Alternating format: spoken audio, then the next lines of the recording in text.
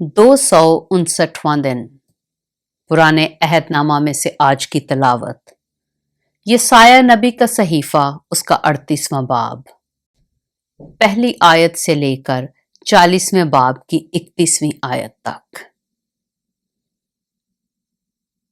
انہی دنوں میں حزقیہ ایسا بیمار پڑا کہ مرنے کے قریب ہو گیا، اور یسایہ نبی آموز کے بیٹے نے اس کے پاس آ کر اس سے کہا کہ خداوند یوں فرماتا ہے کہ تو اپنے گھر کا انتظام کر دے، کیونکہ تو مر جائے گا اور بچنے کا نہیں۔ تب حزقیہ نے اپنا منہ دیوار کی طرف کیا اور خداوند سے دعا کی اور کہا، اے خداوند، میں تیری منت کرتا ہوں، یاد فرما کہ میں تیرے حضور سچائی اور پورے دل سے چلتا رہا ہوں، اور جو تیری نظر میں بھلا ہے وہی کیا ہے۔ اور حزقیہ زار زار رویا۔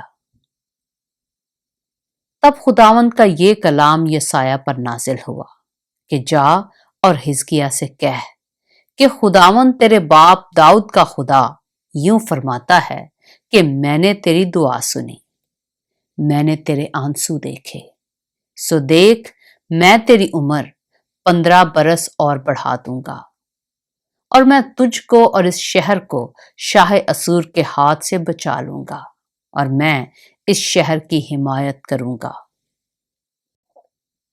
اور خداوند کی طرف سے تیرے لیے یہ نشان ہوگا کہ خداوند اس بات کو جو اس نے فرمائی پورا کرے گا۔ دیکھ میں آفتاب کے ڈھلے ہوئے سایہ کے درجوں میں سے آخس کی دھوپ گھڑی کے مطابق 10 درجہ پیچھے کو لٹا دوں گا۔ چنانچہ آفتاب جن درجوں سے ڈھل گیا تھا ان میں کے 10 درجے پھر لوٹ گیا۔ شاہ یہودا حزقیہ کی تحریر جب وہ بیمار تھا اور اپنی بیماری سے شفا یاب ہوا۔ میں نے کہا، میں اپنی آدھی عمر میں پاتال کے پھاٹکوں میں داخل ہوں گا، میری زندگی کے باقی برس مجھ سے چھین لیے گئے۔ میں نے کہا، میں خداوند کو زندوں کی زمین میں پھر نہ دیکھوں گا۔ انسان اور دنیا کے باشندے مجھے پھر دکھائی نہ دیں گے۔ میرا گھر اجڑ گیا ہے اور گڈریے کے خیمہ کی مانند مجھ سے دور کیا گیا۔ میں نے جلاہے کی مانند اپنے زندگانی کو لپیٹ لیا ہے، وہ مجھ کو دانت سے کاٹ ڈالے گا۔ صبح سے شام تک تو مجھ کو تمام کر ڈالتا ہے۔ میں نے صبح تک تحمل کیا، تب وہ شیر ببر کی مانند میری سب ہڈیاں چور کر ڈالتا ہے۔ صبح سے شام تک تو مجھے تمام کر ڈالتا ہے۔ میں ابابیل اور سارس کی طرح چیں چیں کرتا رہا، میں کبوتر کی طرح کڑتا رہا۔ میری آنکھیں اوپر دیکھتے دیکھتے پتھرا گئیں۔ اے خداوند، میں بے کس ہوں، تو میرا کفیل ہو۔ میں کیا کہوں؟ اس نے تو مجھ سے وعدہ کیا اور اسی نے اسے پورا کیا۔ میں اپنی باقی عمر اپنی جان کی تلخی کے سبب سے آہستہ آہستہ بسر کروں گا۔ اے خداوند، انہی چیزوں سے انسان کی زندگی ہے اور انہی میں میری روح کی حیات ہے، سو تو ہی شفا بخش اور مجھے زندہ رکھ۔ دیکھ میرا سخت رنج راحت سے تبدیل ہوا، اور میری جان پر مہربان ہو کر تو نے اسے نیستی کے گڑھے سے رہائی دی، کیونکہ تو نے میرے سب گناہوں کو اپنی پیٹھ کے پیچھے پھینک دیا، اس لیے کہ پاتال تیری ستائش نہیں کر سکتا اور موت سے تیری حمد نہیں ہو سکتی۔ وہ جو گور میں اترنے والے ہیں تیری سچائی کے امیدوار نہیں ہو سکتے۔ زندہ ہی تیری ستائش کرے گا، جیسا آج کے دن میں کرتا ہوں۔ باپ اپنی اولاد کو تیری سچائی کی خبر دے گا۔ خداوند مجھے بچانے کو تیار ہے۔ اس لیے ہم اپنے تاردار سازوں کے ساتھ عمر بھر خداوند کے گھر میں سرود خوانی کرتے رہیں گے۔ یسایہ نے کہا تھا کہ انجیر کی ٹکیا لے کر پھوڑے پر باندھیں اور وہ شفا پائے گا، اور حزقیہ نے کہا تھا اس کا کیا نشان ہے کہ میں خداوند کے گھر میں جاؤں گا۔ یسایہ نبی کا صحیفہ، اس کا 39واں باب۔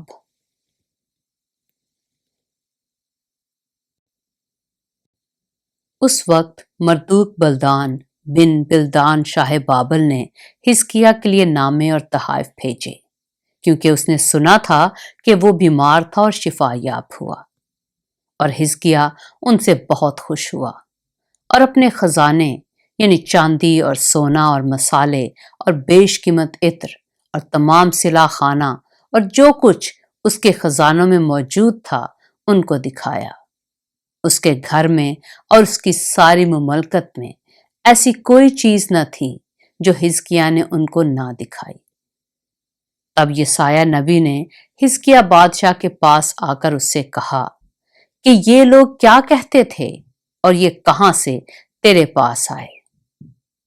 حزقیہ نے جواب دیا کہ یہ ایک دور کے ملک یعنی بابل سے میرے پاس آئے ہیں۔ تب اس نے پوچھا کہ انہوں نے تیرے گھر میں کیا کیا دیکھا؟ حزقیہ نے جواب دیا، سب کچھ جو میرے گھر میں ہے انہوں نے دیکھا۔ میرے خزانوں میں ایسی کوئی چیز نہیں جو میں نے ان کو دکھائی نہ ہو۔ تب یسایہ نے حزقیہ سے کہا، رب الافواج کا کلام سن لے۔ دیکھ وہ دن آتے ہیں کہ سب کچھ جو تیرے گھر میں ہے اور جو کچھ تیرے باپ دادا نے آج کے دن تک جمع کر کے رکھا ہے بابل کو لے جائیں گے۔ خداوند فرماتا ہے کچھ بھی باقی نہ رہے گا، اور وہ تیرے بیٹوں میں سے جو تجھ سے پیدا ہوں گے اور جن کا باپ تو ہی ہوگا کتنوں کو لے جائیں گے، اور وہ شاہ بابل کے محل میں خواجہ سرا ہوں گے۔ تب حزقیہ نے یسایہ سے کہا، خداوند کا کلام جو تو نے سنایا بھلا ہے، اور اس نے یہ بھی کہا کہ میرے ایام میں تو سلامتی اور امن ہوگا۔ یسایہ نبی کا صحیفہ، اس کا 40واں باب۔ تسلی دو، تم میرے لوگوں کو تسلی دو، تمہارا خدا فرماتا ہے یروشلم کو دلاسا دو، اور اسے پکار کر کہو کہ اس کی مصیبت کے دن جو جنگ و جدل کے تھے گزر گئے، اس کے گناہ کا کفارہ ہوا، اور اس نے خداوند کے ہاتھ سے اپنے سب گناہوں کا بدلہ دو چند پایا۔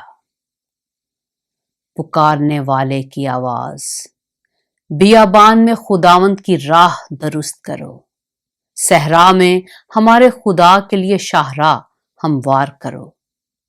ہر ایک نشیب اونچا کیا جائے اور ہر ایک پہاڑ اور ٹیلا پست کیا جائے، اور ہر ایک ٹیڑھی چیز سیدھی اور ہر ایک ناہموار جگہ ہموار کی جائے، اور خداوند کا جلال آشکارا ہوگا اور تمام بشر اس کو دیکھے گا، کیونکہ خداوند نے اپنے منہ سے فرمایا ہے۔ ایک آواز آئی کہ منادی کر، اور میں نے کہا میں کیا منادی کروں؟ ہر بشر گھاس کی مانند ہے اور اس کی ساری رونق میدان کے پھول کی مانند۔ گھاس مرجھاتی ہے، پھول کملاتا ہے، کیونکہ خداوند کی ہوا اس پر چلتی ہے۔ یقیناً لوگ گھاس ہیں، ہاں گھاس مرجھاتی ہے، پھول کملاتا ہے، پر ہمارے خدا کا کلام اب تک قائم ہے۔ اے سیون کو خوشخبری سنانے والی اونچے پہاڑ پر چڑھ جا، اور اے یروشلم کو بشارت دینے والی زور سے اپنی آواز بلند کر۔ خوب پکار اور مت ڈر، یہودا کی بستیوں سے کہہ دیکھو اپنا خدا۔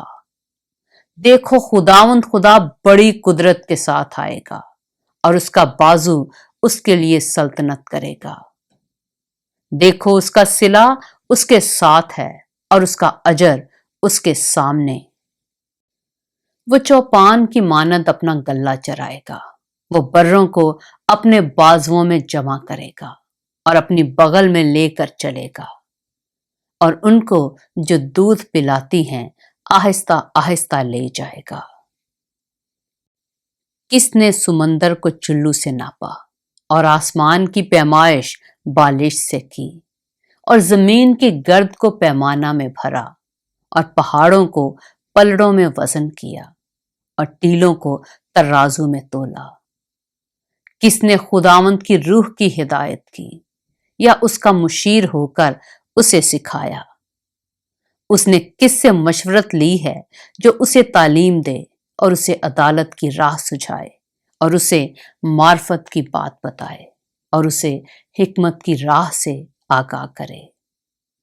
देख, कौमें डोल की एक बूंद की मानद हैं और तराजू की बारीक गर्द की मानद गिनी जाती हैं। देख, वो जजीरों को एक जर्रा की मानद उठा लेता है। लुबनान ईंधन के लिए काफी नहीं और उसके जानवर सोख्तनी कुर्बानी के लिए बस नहीं। सब कौमें उसकी नजर में हेच हैं, बल्कि वो उसके नजदीक बतालत और नाचीज से भी कमतर गिनी जाती हैं।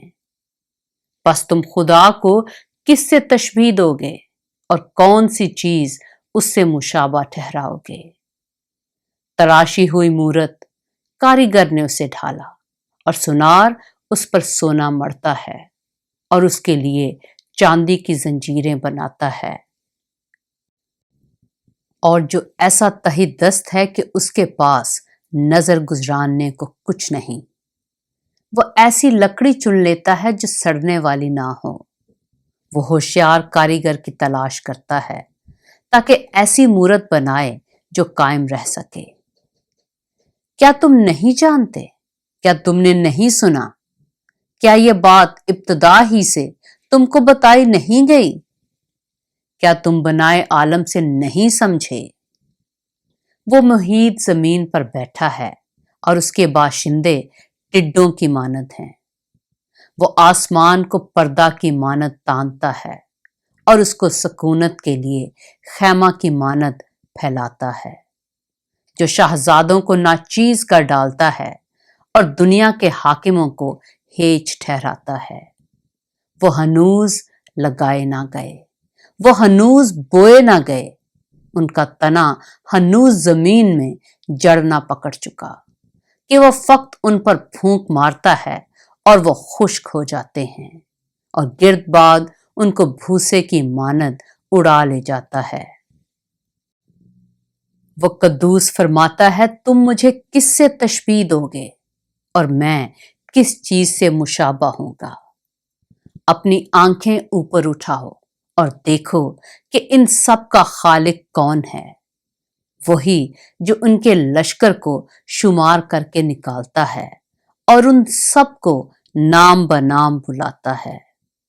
उसकी कुदरत की अजमत और उसके बाजू की तवानाई के सबब से एक भी गैर हाजिर नहीं रहता। बस ए याकूब तू क्यों यूं कहता है और ए इसराइल तू किस लिए ऐसी बात करता है कि मेरी राह खुदावंद से पोशीदा है और मेरी अदालत मेरे खुदा से गुजर गई। क्या तू नहीं जानता? क्या तूने नहीं सुना कि खुदावंद खुदाए अब्दी और तमाम जमीन का खालिक थकता नहीं और मांदा नहीं होता। उसकी हिकमत इदराक से बाहर है। वो थके हुए को जोर बख्शता है और नातवां की तवानाई को ज्यादा करता है। नौजवान भी थक जाएंगे और मांदा होंगे और सूरमा बिल्कुल गिर पड़ेंगे, लेकिन खुदावंद का इंतजार करने वाले असर नौ जोर हासिल करेंगे। वो उकाबों की मानद बाल और पर से उड़ेंगे। वो दौड़ेंगे और ना थकेंगे, वो चलेंगे और मांदा ना होंगे। پاک کلام کے پڑھے اور سنے جانے پر خداوند کی برکت ہو۔